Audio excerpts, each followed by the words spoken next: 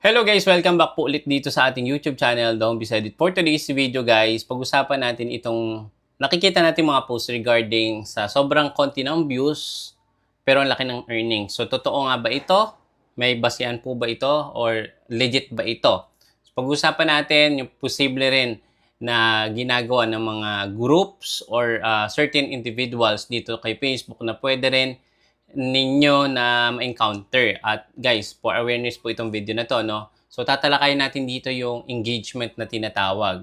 So, isa na nga dito si Christian Capasso nag-post sa kanyang Facebook account. Ayan, sabi niya dito, may nakikita ka bang gantong mga post, yung napakababa ng views, pero napakalaki ng earnings? Paano nangyari yon? Ayan, dalawa lang ibig sabihin yan. Una, maaaring hindi totoong picture dahil ito ay edited lang. Yes, number 1 point, pwede yon. Pangalawa, ay maaaring totoo nga ang picture pero lumaki ang earnings nila dahil gumagawa sila ng mga illegal activities dito kay Meta na maaari sa ngayon ay tuwang-tuwa sila pero soon ay babawiin din sa kanila lahat ng tools nila dahil sa mga paglabag sa policy ni Meta. Kung ikaw ay na-invite na nang gawain din, kung ikaw ay na-invite na gawin din ang mga ginagawa nila para lumaki ang earnings, ay huwag mo nang subukan dahil hindi na mababalik ang tools mo. Pag na-detect yan, mawawala lang lahat ng mga pinaghirapan mo. Ano nga ba ang ginagawa nila dyan? So, ito yung second options or second thought, di ba, na pwede nating maisip dahil konti yung views, ang laki ng earnings. Sabi dito ni Christian Rangkap, ano nga bang ginagawa nila dyan? Sample dyan, ang click-to-click or click-to-click ng ads, watch-to-watch, or W2W or C2C. Third-party application na nagpapalaki ng earnings. Totoo po yan, ano? Pag-usapan natin mamaya yan. Ilan lang yan sa mga halimbawa kaya maging maingat sa account mo at mas mabuti na maliit ang kita basta safe ang account mo. So, ito yung isang example na yan. Siguro nakita ko dito, parang edited siya for me. Pero totoo din yung sinasabi doon ni Christian Basco na meron tinatawag na click-to-click tapos watch-to-watch. Actually, dati pa yan. Sobrang talamak niyan way back nung nag-start ng monetization sa YouTube. Ang dami niyan, guys. Ang dami ring na-ban. So, pag-usapan natin. Okay? So, ito yung top 5 reason why ito is sobrang bad idea.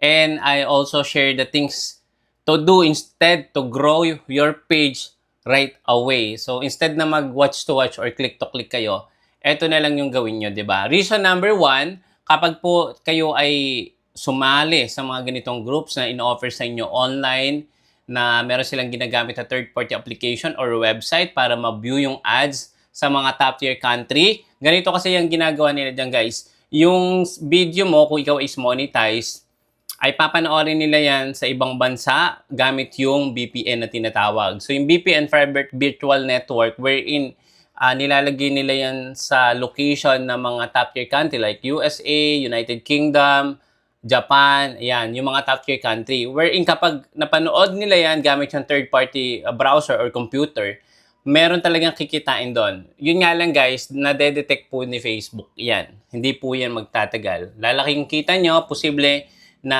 sumahod kayo sa mga umpisa, pero yun, madedetect at madedetect yan.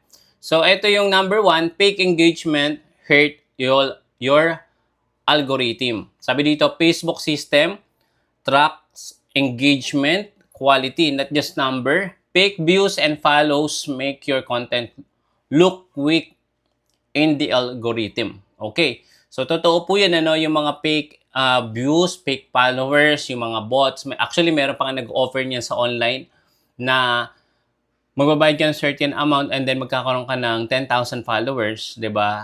Meron magkakaroon ka ng 4,000 watch hour. Yan, yung in-offer nila. Pero guys, hindi po yan legit or ano po yan, automated. So, ibig sabihin, fake lahat po yan. So, hindi yan papasa sa requirements ni Facebook.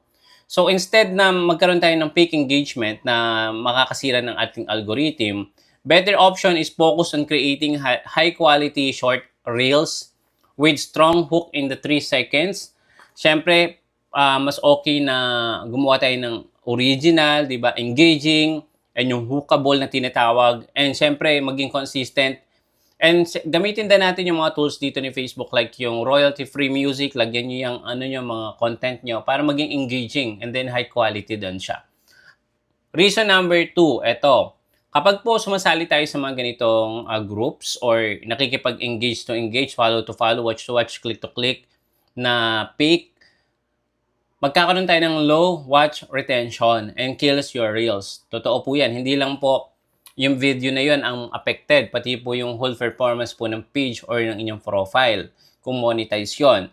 Ito nga, yung W2W or watch to watch viewer often skip or leave early. Ayan, so ganito yung nangyari. So sample, meron kayong mga groups na sinalihan nyo nung nagwa-watch to watch or click to click. Kapag napanood na nila yung ads, hindi na yung manonood pa ng mga video nyo, i-skip na kagad nila.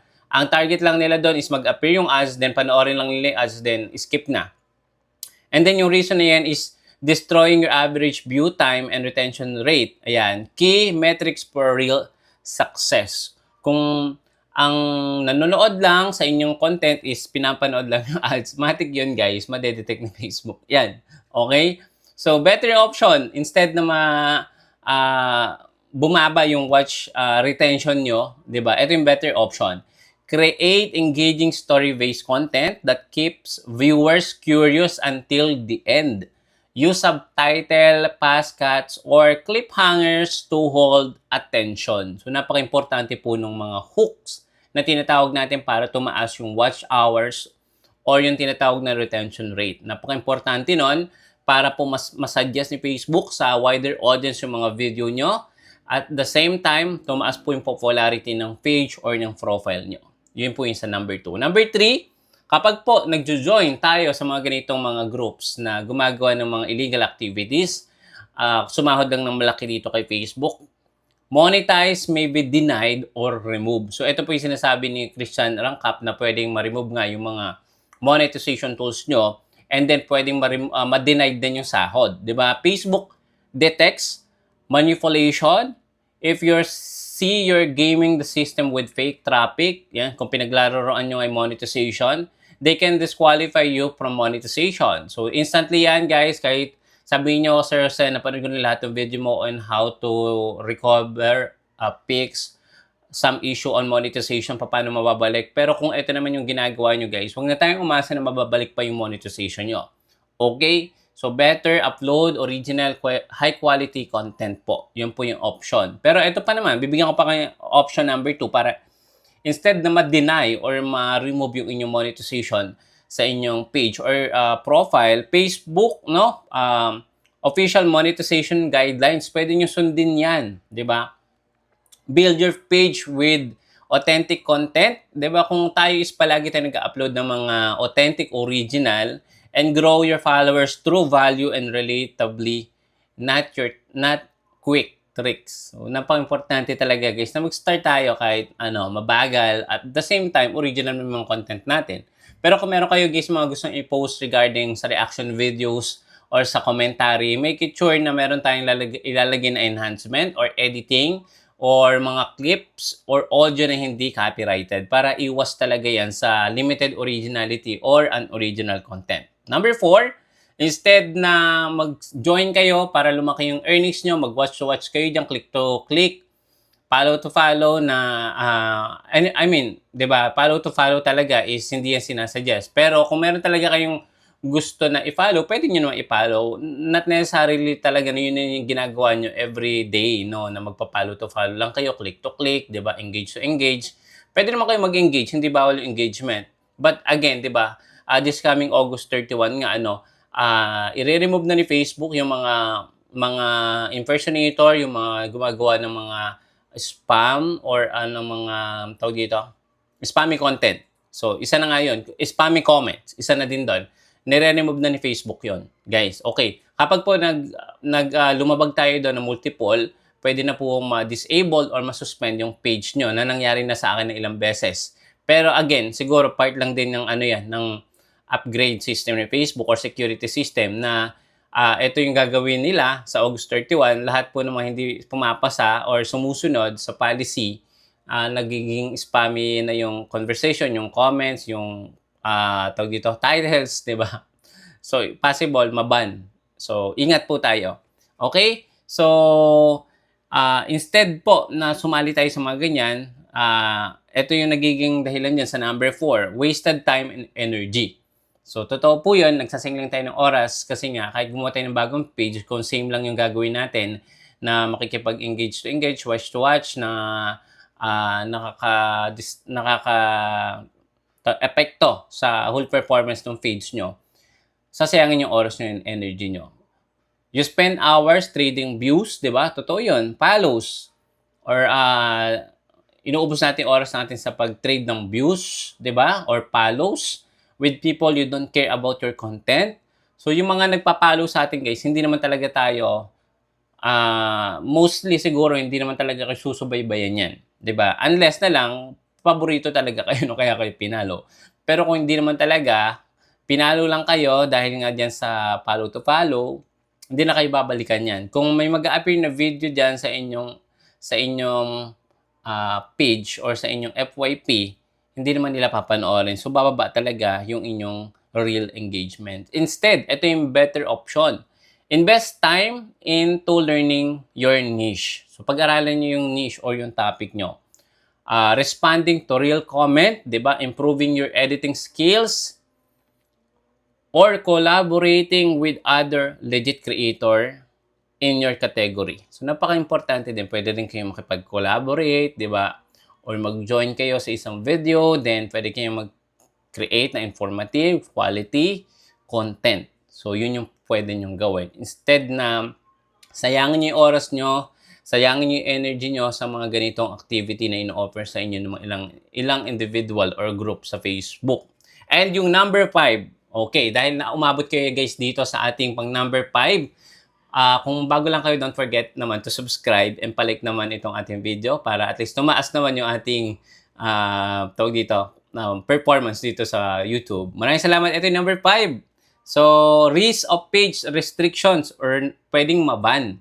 So, tataas po yung potential or yung pagkawala ng inyong page. Some pages has been restricted or flagged due to suspicious activity. So, pwede po mangyari yan. Facebook can take action even if you didn't mean to break the rules. So, yan po yung nangyari sa atin. Dahil po dumadami na po yung mga ganyang illegal activities sa Facebook, no? At nagjo-join sila sa mga ganyan. So, affected din yung mga real content creator. Yung mga impersonator na kumukuha ng mga video natin at pinopost nila at ginagamit nila sa mga illegal activities, affected din po yung totoong content creator. Kasi subject po yan sa sa security. So, chine-check lahat po yun ni Facebook. Okay? Instead po na i-risk natin yung page natin or baka maban yung page natin, ito na lang yung gawin nyo. Stay compliant, focus on organic growth, community interaction, reply to comment, go live, and encourage real share Facebook favors creator who build trust and interaction. So, yun. Maraming salamat. And, guys, I suggest, wag na wag kayong magjo-join sa mga ganitong groups. Siguro, talaga magkakaroon kayo ng watch hour, magkakaroon kayo ng followers, but at the same time, in a long run, ng pagiging content creator or kahit newbie pa lang kayo, wag nyo na shortcutin yung proseso. I suggest, build your brand, no? Or create original content, high quality, para at least ma-push po tayo organically ng algorithm ni Facebook. So, yun lang. Maraming salamat kung nakatulong. Don't forget to subscribe para kapag meron tayong mga next video upload, manonotify kayo. See you again sa next video. Bye-bye.